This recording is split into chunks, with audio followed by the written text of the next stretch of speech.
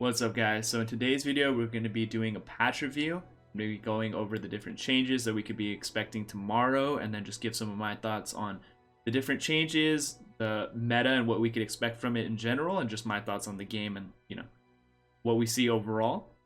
I've already taken a little bit of a peek at these notes and have some thoughts and different opinions on what we see and like what this means for the future of Runeterra. But yeah, with that being said, let's just jump right into it. So they start off with a meta snapshot, giving some data and different information on like play rate and win rate of different lists that are abundant in the meta. I don't think I'm gonna be super focused on some of this stuff. I think also information like this can be a little misleading a lot of the times. So I'm gonna go jump right into the changes and just give my thoughts on what we see. So first off, we have Twisted Fate. We all knew this was coming. It's going to 9 cards. I think that's a pretty solid change. I don't think it completely guts Twisted Fate or makes him like viable by any means, because I know he is outside of like the metas where he's pretty insane, a pretty big fan favorite as a card and just design wise and everything. And I think with some of the other changes that we see later in the patch, this is pretty good overall. I have no problems with it. And then we have the Fiora change. I see the reason that they did this. I don't think this completely kills Fiora, but it does kill, in my opinion, all-in Fiora lists. I think it's just a little bit unreliable now with a strategy that was already on the unreliable side, which I think the player base is going to be pretty happy with overall. This change for Jarvan, as soon as I saw Jarvan the first time as a 5/3, I thought that was pretty underwhelming even with his effect. So I think a 6/4 is a much better look for him. I don't know if it's gonna make him like a meta staple or anything like that, but people that want to mess around with Jarvan, much better. Yeah, I don't mind this change at all either. Shyvana finally having Fury, I think is huge. I think this should have been from the start. Absolutely, I like this change a lot. And honestly, it's pretty big. I don't think Shyvana's tier 1s by any mean or anything now, but Shyvana lists are definitely going to be a thing. I don't know, if I were to like guess, it'd probably be like tier 3, somewhere in that range. But this is one of my favorite buffs for sure of the buffs that we see here. Like for example, we have this Lulu change where she goes from a 2/3 to a 3/3. And I don't think this really fixes Lulu by any means. One, I think support is just kind of flawed in general, like as an archetype. And her issue, I would have rather seen her get more health, because the fact that she needs to go into combat, I don't think the biggest problem with her was just that she wasn't forcing trades. I think it was more that she doesn't stick to the board and it's hard to like level and get that late game value with her. So I think this change is pretty underwhelming, but it's a start. I'm glad to see that they at least are keeping it in mind. And then we have pick a card going to 2 mana, and now it's drawing 1 less card. So I think overall this is a pretty solid change. It makes like the card just have like a different flavor now, and it's not like completely busted with Twisted Fate along with the Twisted Fate nerf, which is pretty much what I was saying. I think Twisted Fate is in a pretty good place right now. Pretty balanced, and I like this change overall. And then we have Burblefish going to a 2/1. Makes a lot of sense. Yeah, I think they did a good job of balancing Twisted Fate, E and Z without making this super busted or anything. Overall, I'm happy with these changes so far. We also have Dredgers going to a 2/1, back to a 2/1. They initially nerfed him from a 2/1 to a 1/1. I remember a lot of people being upset at the strong early game that Deep had with the Dredgers being as strong as it was as a 2/1. But I think we all saw that, it was perfectly fine to exist as a 2/1. Also, like, power creep, things like that. Like, I think this makes a lot of sense, and I'm glad they did it. you know, taking back some of the nerfs in the past, I think is something they could do with some other cards too. So I'm happy that they're going with this route and showing it here and helping that strategy. Dreadway going to 8 mana. I think this is all for sure to try and stop the concurrent timelines list that was a little toxic. They lowered the health of the Dreadway to try and like balance it out. It's pretty interesting. Dreadway has a really powerful effect, and getting that out on an 8, you know, we might actually see this in some other strategies too now, outside of the concurrent timelines where they don't even actually run the card. So this is a pretty interesting change. Yeah, this could make for some interesting strategies, maybe with like some GP lists and things like that. Definitely moving it up in power level. And this is a change. If any of you guys know Morpadorp, I know he's been a big advocate for this change for a long time, changing Shadow Assassin from a 1/2 to a 2/1. I agree with this change. I think Shadow Assassin is just going to be a little bit better and just like work a little bit more as an elusive card. I think you much rather have some more attack and just be a little bit more of a threat. So I like this change a lot. Bay Guide going to a 3/4 I think is honestly pretty forgettable. I don't think this will change its play at all. And if we're talking about you know, reverting changes, we have the Legion Rearguard here going back to a 3/2, which again I think just makes a perfect amount of sense. Like, as there's been more and more different 1-drops getting added to the game and like, you know, things like that, this card was literally unplayable in my opinion. And now going back to a 3/2, you know, maybe you can make an argument to have it in certain lists. And yeah, I think I like, again, the reverting of some of these nerfs in the past that they may have made sense when they happened, but now just go full circle and realize that, you know, it's not as crazy in today's meta.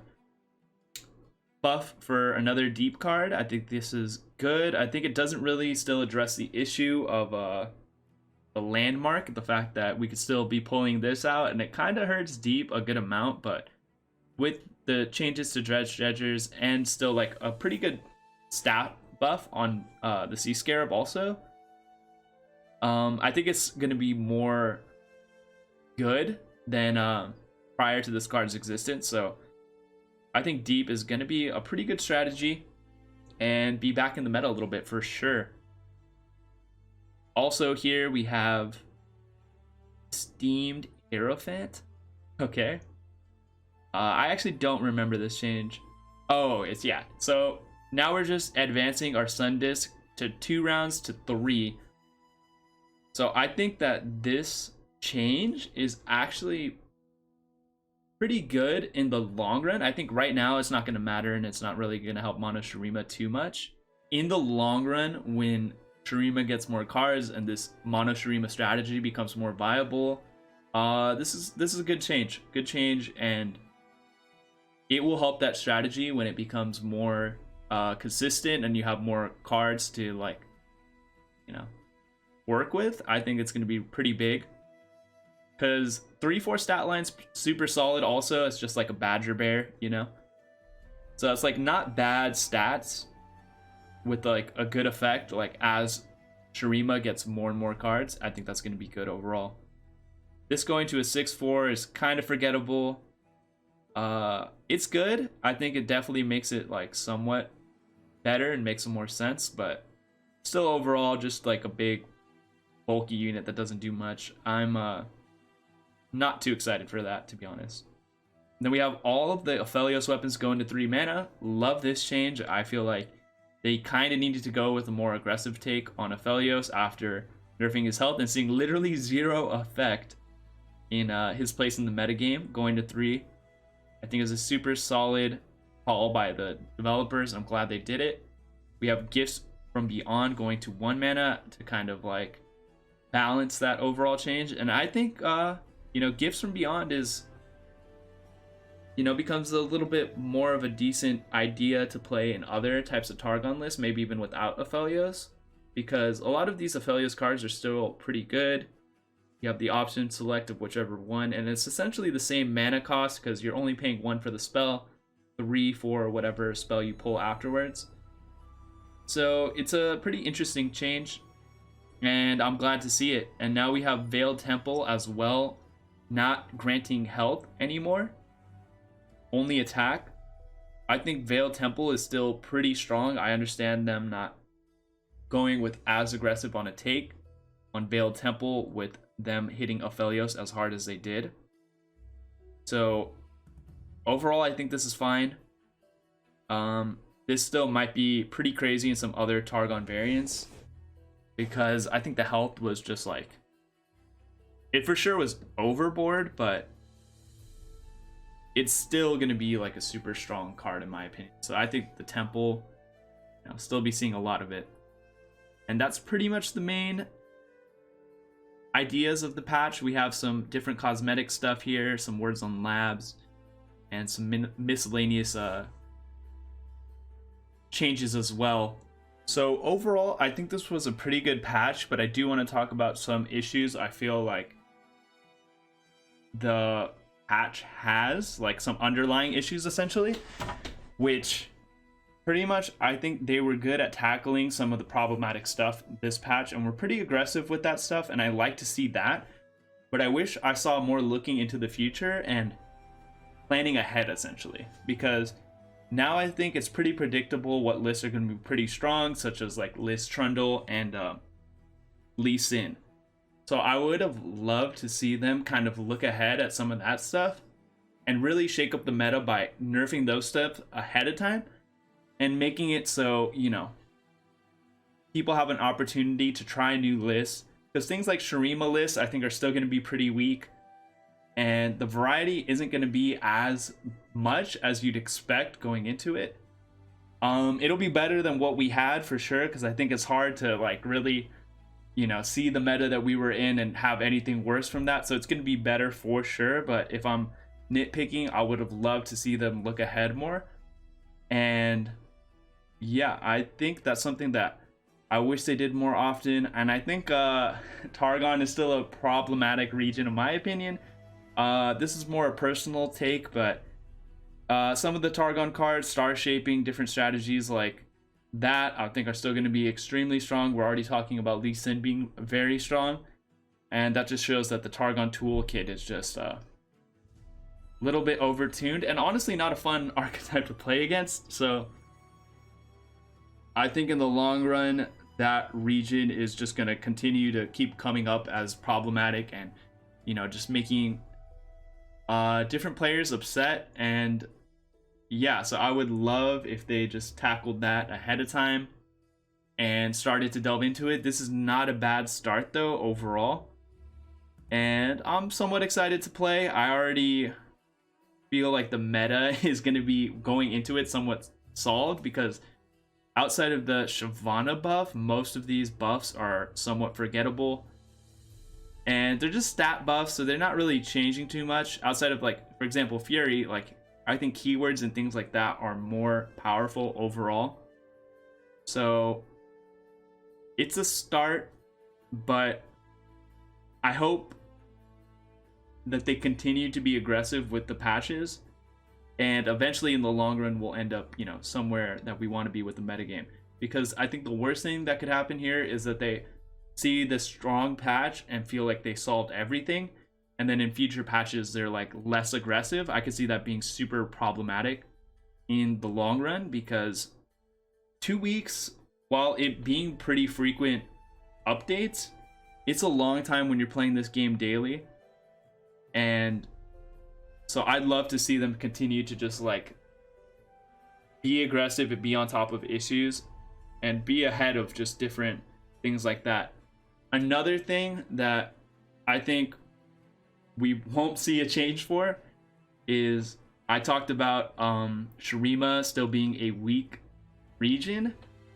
I really think they should look into changing the release schedule and how they drop them in sections, because as they drop them in sections, the first couple sections are always going to be underwhelming, as it just like ramps up, for example, how Targon did, into just being like problematic and just overtuned. Because if they ever drop the region off rip and it's powerful and like playable in a sense, like what that means is as they add even more toolkits, it's going to be overtuned. So I think it'd be much more fun and much easier overall to like have fun with new regions if we get the full toolkit all at once. Hoping that they consider that and try that at least like one other time. Bilgewater was probably the most fun I've had in this game, was the drop of Bilgewater. And in that situation, they dropped all of the cards at once. So I'd love to see them potentially go back to that. Maybe after Shurima, I think they're definitely locked in for now. But overall, I think this was a pretty strong patch. And yeah, just looking forward to trying out some different lists and enjoying the meta. But yeah, that's going to be it from me. Everybody have a good rest of your day. Make sure to like and subscribe to the channel. Till next time, I'll catch you guys in the next video.